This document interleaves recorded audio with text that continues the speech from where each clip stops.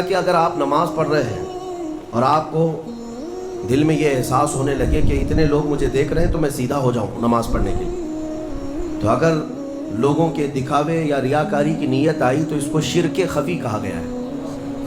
یہ چھوٹا شرک ہے، چھپا ہوا شرک ہے، عام گناہ کی بات نہیں، شرک کی بات کر رہا ہوں، کیونکہ خالص اللہ تعالیٰ کے لیے جو عبادت ہونی تھی اس میں تم نے دوسروں کو بھی شریک کر لیا ہے۔ دوسروں کی رضا، دوسروں کے خیال، دوسروں کی مرضی، یہ ایک ایسا مرض ہے جس نے ہمیں پکڑ رکھا ہے۔ آج لوگ کیا بولیں گے، لوگ کیا کہیں گے، اسی مرض میں پوری زندگی گزر جاتی ہے۔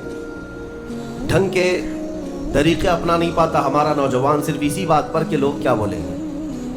ٹوپی پہننے میں شرم آتی ہے کہ لوگ کیا بولیں گے، داڑھی رکھنے میں شرم آتی ہے لوگ کیا بولیں گے۔ لوگ کچھ نہیں بولیں گے، جب تم مرو گے تو صرف انا للہ بولیں گے اور کچھ نہیں، انا للہ و انا الیہ راجعون، اس کے علاوہ کیا کہیں گے آپ کے مرنے کے وقت۔ السلام علیکم دوستو، ناظرین کرام، تو کیسے ہیں آپ سبھی؟ تو امید ہے آپ لوگ ضرور اچھے سے ہوں گے اور خیریت سے ہوں گے۔ جو آپ سبھی کے لیے میں ایک بہترین ویڈیو لایا ہوں جو ہم سبھی کے لیے اور آپ سبھی کے لیے دنیا اور آخرت میں بہت کام آنے والی ہے۔ اور اس بیان میں ہم لوگ سنیں گے مفتی سلمان اظہری صاحب کا بیان۔ تو میں اس ویڈیو کو دکھانے والا ہوں، لیکن میں کہنا چاہتا ہوں کہ اس ویڈیو کا ٹاپک ہم سبھی کے لیے یہ ہے کہ ہم سبھی کو زندگی کس طرح دنیا میں گزارنا چاہیے، اور دنیا میں اگر محبت کرنا چاہیے تو کن چیزوں سے کرنا چاہیے۔ اور آج کے حالات تو ایسے ہو چکا ہے جو السلام علیکم دوستو، تو کیسے ہیں آپ سبھی لوگ؟ تو امید ہے آپ لوگ ضرور اچھے سے ہوں گے اور خیریت سے ہوں گے۔ تو الحمدللہ ابھی ہمارا بھی ماحول ٹھیک ہے۔ تو آپ سبھی کے لیے میں ایک ایسا بیان لے کر آیا ہوں جو آپ لوگ سوچ کر اور سن کر وہ دنگ رہ جائیں گے کہ ایسا آخر ہو سکتا ہے کیا ایسا سچ میں ہو رہا ہے، کیا ایسا سچ میں اور ہوگا بھی۔ تو یہ بیان ہے مفتی سلمان اظہری صاحب کا، جو کہ یہ نیا ہی بیان ہے جو آپ سبھی کے سامنے میں پیش کر رہا ہوں۔ جو آپ سبھی لوگ اس ویڈیو کو آخر تک ضرور دیکھیے گا، کیونکہ ایسا بیان آپ سبھی کو بہت کم ملے گا دیکھنے کو۔ تو وہ بیان آپ سبھی کے سامنے اسٹارٹ کرنے سے پہلے میں ایک بات بولنا چاہتا ہوں کہ اگر آپ سبھی لوگ اس چینل پہ نئے ہیں تو اس چینل کو سبسکرائب کریے یا نہ کریے، لیکن اس ویڈیو کو زیادہ سے زیادہ شیئر ضرور کریے گا، کیونکہ شیئر کرنے سے ہی ہر چیز ہوتا ہے۔ یعنی کہ اگر شیئر کریں گے تبھی اگلا آدمی اس کو دیکھ پائے گا اور اسے سن پائے گا، کیونکہ ایک ایسا یہ بیان میں لایا ہوں جو انسان کے لیے بہت بہتر ہے، اور یہ دنیا میں بھی آپ سبھی کو یہ کامیاب کر دے گی اور آخرت میں بھی کامیاب ضرور ملے گی انشاءاللہ، کیونکہ یہ بیان ایسا ہے جو ہم سبھی کے دلوں کو تازہ کرتی ہے، ہم سبھی کے ایمان میں تازگی پیدا ہوتی ہے، کیونکہ یہ ایسا بیان کرتے ہیں، کیونکہ ایسا بیان اور علماء بہت کم لوگ کرتے ہیں۔ جو مین ٹاپک ہوتا ہے، جو انسان کو مین ٹاپک جو اصل بات بتانی ہوتی ہے، وہ یہ ضرور کر دیتے ہیں ہر ویڈیو میں۔ تو وہی ویڈیو میں لایا ہوں آپ سبھی کے سامنے، تو اس ویڈیو کو چھوڑ کر نہیں جائیے۔ اگر آپ سبھی لوگ کہیں سے بھی دیکھ رہے ہیں، آپ سبھی لوگ اپنا کمنٹ رکھنا چاہتے ہیں تو رکھ سکتے ہیں، نہیں تو کوئی بات نہیں، آپ لوگ اس ویڈیو کو لاسٹ تک ضرور دیکھیے۔ تو بنا دیری کے اس ویڈیو کو آپ کے سامنے میں پیش کر رہا ہوں، یہ ہے وہ ویڈیو، آپ لوگ اسے آخر تک ضرور دیکھیے۔ آج جس چیز کی ہمیں سب سے زیادہ ضرورت ہے وہ ہے اخلاص۔ ہماری عبادتوں میں، ہماری ہر نیکی کے اندر اس کا ہونا بہت ضروری ہے۔ وَمَا أُمِرُوا إِلَّا لِيَعْبُدُوا اللَّهَ مُخْلِصِينَ لَهُ الدِّينَ۔ اللہ فرماتا ہے لوگوں کو حکم نہیں دیا گیا مگر یہ کہ وہ اللہ کی عبادت کریں تو خالص اسی کے لیے، خالص اس کے لیے، کہ کسی اور کو شریک نہ کریں۔ حتیٰ کہ اگر آپ نماز پڑھ رہے ہیں اور آپ کو دل میں یہ احساس ہونے لگے کہ اتنے لوگ مجھے دیکھ رہے ہیں تو میں سیدھا ہو جاؤں نماز پڑھنے کے لیے، تو اگر لوگوں کے دکھاوے یا ریاکاری کی نیت آئی تو اس کو شرک خفی کہا گیا ہے۔ یہ چھوٹا شرک ہے، چھپا ہوا شرک ہے، عام گناہ کی بات نہیں، شرک کی بات کر رہا ہوں، کیونکہ خالص اللہ تعالیٰ کے لیے جو عبادت ہونی تھی اس میں تم نے دوسروں کو بھی شریک کر لیا ہے۔ دوسروں کی رضا، دوسروں کے خیال، دوسروں کی مرضی، یہ ایک ایسا مرض ہے جس نے ہمیں پکڑ رکھا ہے۔ آج لوگ کیا بولیں گے، لوگ کیا کہیں گے، اسی مرض میں پوری زندگی گزر جاتی ہے۔ ڈھنگ کے طریقے اپنا نہیں پاتا ہمارا نوجوان صرف اسی بات پر کہ لوگ کیا بولیں گے۔ टोपी पहनने में शर्म आती है कि लोग क्या बोलेंगे, दाढ़ी रखने में शर्म आती है लोग क्या बोलेंगे। लोग कुछ नहीं बोलेंगे, जब तुम मरोगे तो सिर्फ इन्ना लिल्लाह बोलेंगे और कुछ नहीं। इन्ना लिल्लाहि व इन्ना इलैहि राजिऊन, इसके अलावा क्या कहेंगे आपके मरने के वक्त। मेरे अजीज़ों, लोगों के अहवाल और उनके कवायद अलग अलग हैं। तुम अगर लोगों के लिए जीते रहोगे तो कभी करार और सुकून नहीं आ सकता। इसीलिए सहाबा इकराम रिज़वानुल्लाहि ताला अलैहिम अजमईन अलल ऐलान ये कहते थे। हज़रत खुबैब इब्न अदी जब फांसी पर चढ़ाए गए, सूली दी जा रही थी और उन्हें मक्का वाले पत्थर मार रहे थे, तब उन्होंने ऐलानन ये कहा था कि मुझे इस बात की परवाह नहीं कि लोग मुझे क्या क्या गालियाँ दे रहे हैं, मुझे इस बात की परवाह नहीं कि तुम मेरे हाथ काट रहे हो, नाक काट रहे हो, कान काट रहे हो और गला काटने वाले हो, मुझे इस बात की परवाह नहीं, लेकिन मुझे इस बात पर फ़ख्र है कि मैं मर रहा हूँ तो अल्लाह की रज़ा में मर रहा हूँ। मैं अगर दुनिया से जा रहा हूँ तो हालत इस्लाम में जा रहा हूँ, इस बात का मुझे फ़ख्र है। अज़ीज़ान इकराम वक़ार, इसी बात की आज ज़रूरत है कि आप क्या पहन रहे हैं, क्या खा रहे हैं, किस तरह चल रहे हैं, किस तरह बैठ रहे हैं, ये लोगों के लिए नहीं है। हमारी ज़िंदगी के तौर तरीक़े जो कुछ भी होने चाहिए वह अल्लाह और उसके रसूल के लिए। एक हदीस मैं आपको बताता हूँ जिसका आखिरी वाला हिस्सा गुफ्तगू का असल मकसद है। एक बार रसूल पाक सल्लल्लाहु ताला अलैहि वसल्लम मजलिस में बैठे हैं सहाबा के, एक अजनबी शख्स आया, मजलिस में आया, आकर के सीधे हुजूर पाक सल्लल्लाहु अलैहि वसल्लम के करीब बैठ गया, इतना करीब कि अपने घुटने हुजूर के घुटने से लगा लिया, करीब से करीब होकर बैठा। सहाबा इकराम और भी मजलिस में थे, सब देख रहे थे, और वो अजनबी जो शख्स आया था उसको कोई भी पहचानता नहीं था। उसने आते ही सवालात करना शुरू किया। सबसे पहले उसने पूछा, मल ईमान, ईमान किसे कहते हैं? रसूल पाक सल्लल्लाहु ताला अलैहि वसल्लम ने जवाब दिया, इस बात का इकरार करो कि अल्लाह तबारक व तआला के सिवा कोई माबूद नहीं, मोहम्मद सल्लल्लाहु ताला अलैहि वसल्लम अल्लाह के रसूल हैं। फरिश्तों पर और अल्लाह की किताबों पर, रसूलों पर, तकदीर पर, क़यामत के दिन पर और मरने के बाद दोबारा ज़िंदा होने पर यकीन रखना। उस अजनबी शख्स ने पूछा, मल इस्लाम, फिर इस्लाम क्या है? हुजूर पाक सल्लल्लाहु अलैहि वसल्लम ने उसका भी जवाब दिया, अल्लाह की वहदानियत और मोहम्मद सल्लल्लाहु अलैहि वसल्लम की रिसालत का इकरार करना, नमाज पढ़ना, रोज़े रखना रमज़ान के, ज़कात देना मालिक निसाब को, और हज करना साहब इस्तिताअत को, ये इस्लाम है। 2 सवालात हो गए। तीसरी मरतबा उसने सवाल किया, मल एहसान, एहसान क्या चीज़ है? एहसान नेकी को कहते हैं।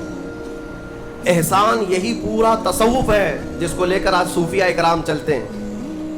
उसने पूछा, एहसान किसे कहते हैं? अब जवाब में मेरे आका सल्लल्लाहु अलैहि वसल्लम ने 2 जुमले इरशाद फरमाए, वो हमारी पूरी ज़िंदगी को घेरे हुए हैं। क्या फरमाते हैं? अन तअबुदल्लाह कअन्नका तराह व इन लम तकुन तराहु फइन्नहु यराक।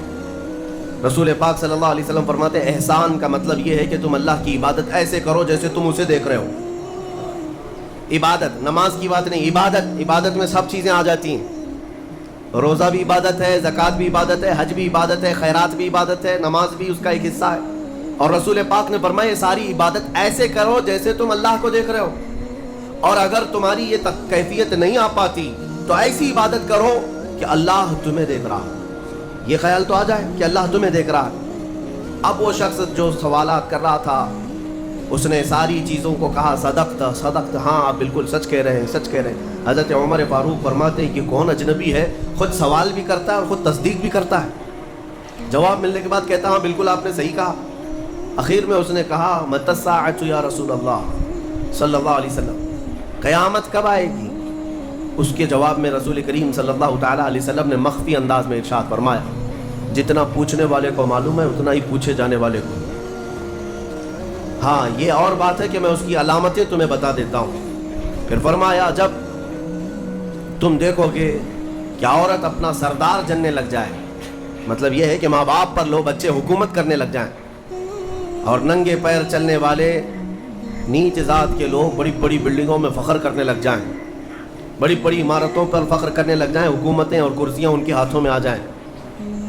और फिर जब तुम देखो कि गाने बाजे की कसरत हो जाए, ये दूसरी अहादीस का मफ़हूम भी इसमें मैं आपके साथ रख रहा हूँ, ज़िना आम हो जाए, तब तुम इंतज़ार करो कि क़यामत बहुत करीब आ चुकी है। मेरे अजीज़ों, हज़रत उमर फ़ारूक रज़ियल्लाहु ताला अन्हु फरमाते, हम सब सुन रहे थे और वो अजनबी आया और सवालात किया और चला गया। हज़रत उमर कहते हैं, मैं फ़ौरन मजलिस से उठकर बाहर गया کہ اس کو پکڑ کر کے پوچھوں کہ اتنے اہم سوالات کہاں سے لایا تھا، لیکن رسول پاک صلی اللہ علیہ وسلم نے مجھے بلایا، ادھر آؤ عمر، وہ کوئی مسافر نہیں تھا، وہ جبرائیل امین تھے جو تمہارا دین سکھانے آئے تھے۔ اتاکم جبرائیل یعلمکم دینکم، وہ تمہارا دین سکھانے تمہیں آئے تھے۔ بہرحال یہ حدیث جبرائیل اس کو کہتے ہیں۔ اس میں جو لفظ آیا ہے کہ تم اللہ کی عبادت ایسے کرو جیسے تم اسے دیکھ رہے ہو، یہ ہماری پوری زندگی کا حصہ ہونا چاہیے، پوری زندگی کا حصہ۔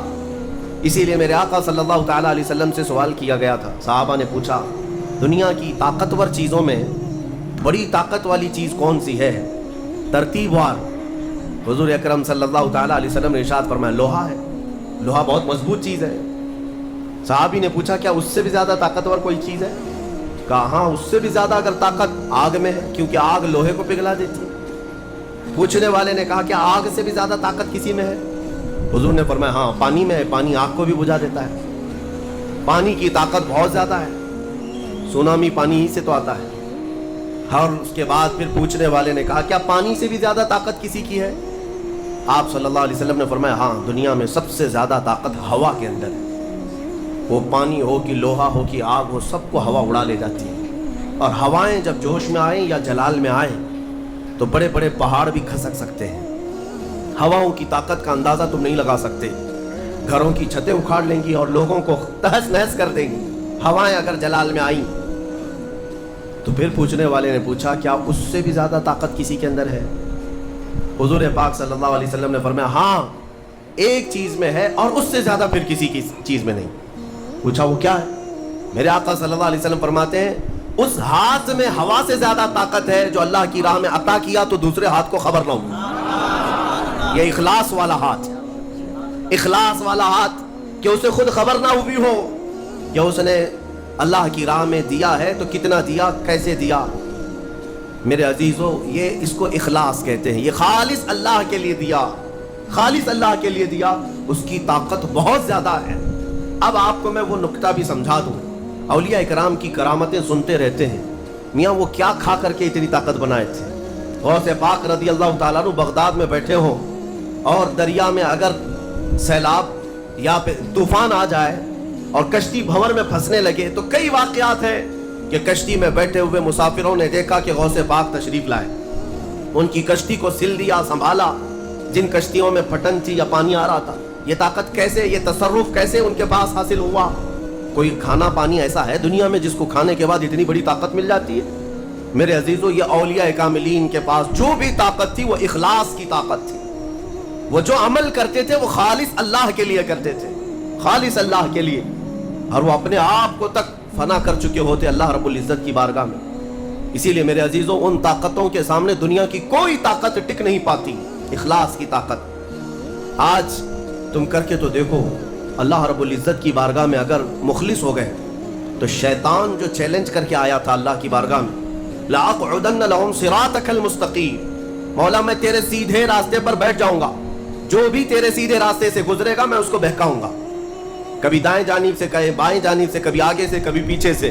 قرآن کی آیت میں بتا رہا ہوں، 8ویں پارے میں اللہ نے فرمایا، شیطان یہ چیلنج کیا اللہ سے، قیامت تک تو مجھے مہلت دے دے، میں تیرے بندوں کو بہکاؤں گا۔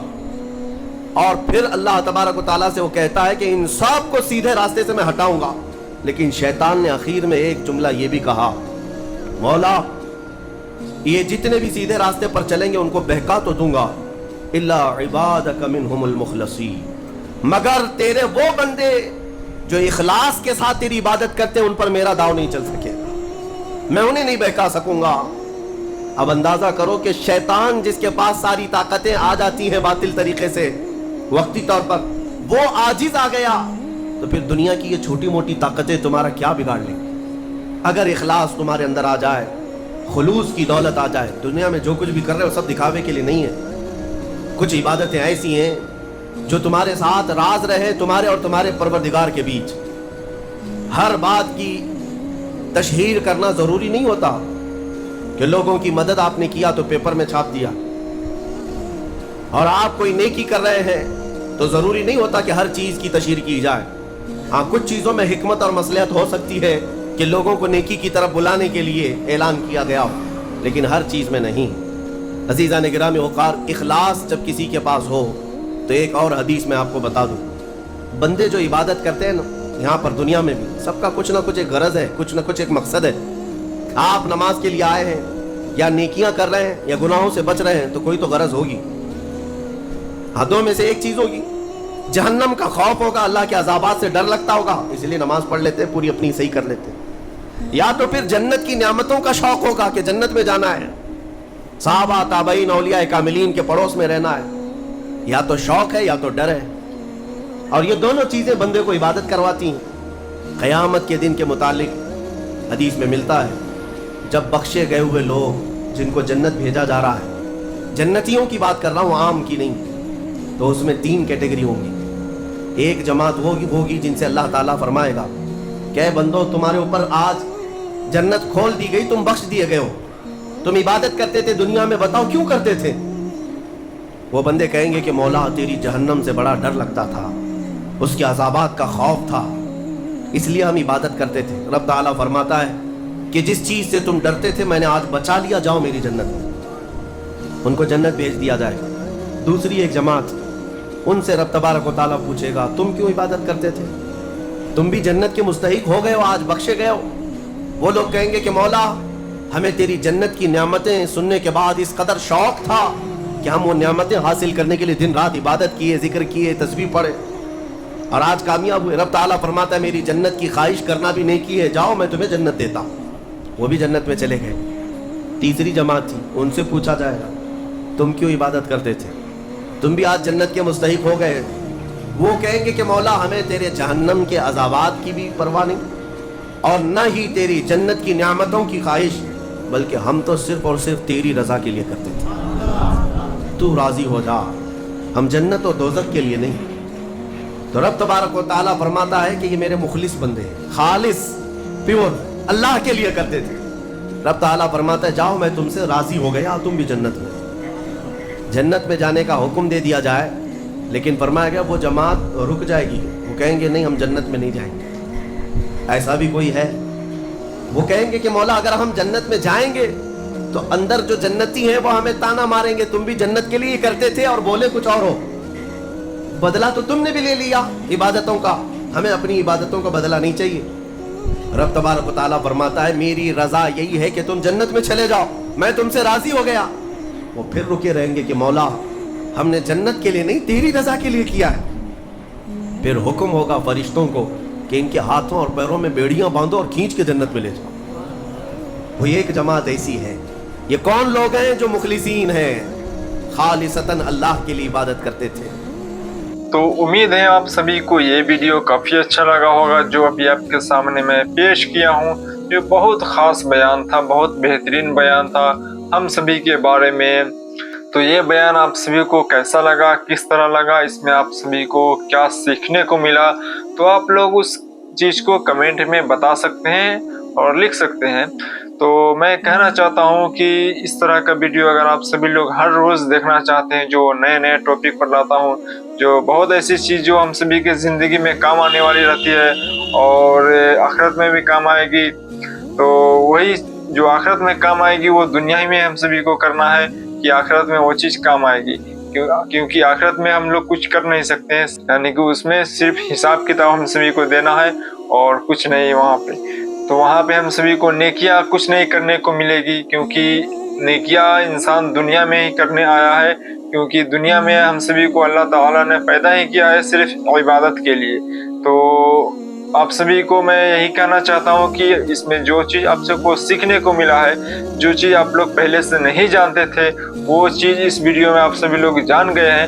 تو اس پر عمل کرنے کی زیادہ سے زیادہ کوشش کریے, اور اس میں جو چیز ہم سبھی لوگ اگر گناہ کیے ہوئے ہیں, اس چیز کو پہلے سے کرتے رہے ہیں جو غلط کام تھا, تو اس چیز کو ہم سبھی کو چھوڑنے کی کوشش کرنا چاہیے, تاکہ ہم سبھی کی باقی اور زندگی جو آنے والی ہے اس میں ہم سبھی کو کچھ الگ زندگی گزارنے کی کوشش کرنی چاہیے. تو امید ہے آپ سبھی کو یہ ویڈیو کافی اچھا لگا ہوگا. تو ملتے ہیں اگلی ویڈیو میں, تب تک کے لیے یہ ویڈیو یہیں تک تھا. السلام علیکم ورحمۃ اللہ تعالی وبرکاتہ.